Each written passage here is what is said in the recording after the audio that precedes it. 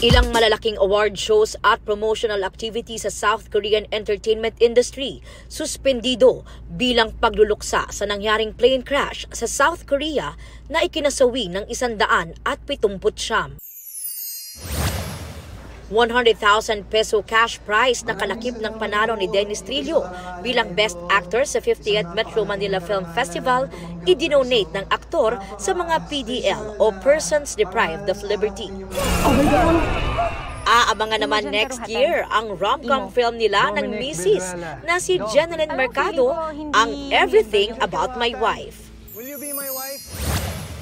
Kapuso royal couple Ding Dong Dantes and Marian Rivera nag-renew ng wedding vow sa kanilang 10th wedding anniversary.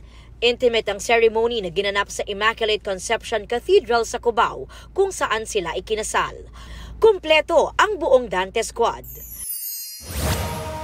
Ilang kapuso artists, todo rehearse na para sa GMA Countdown to 2025 New Year's Eve show.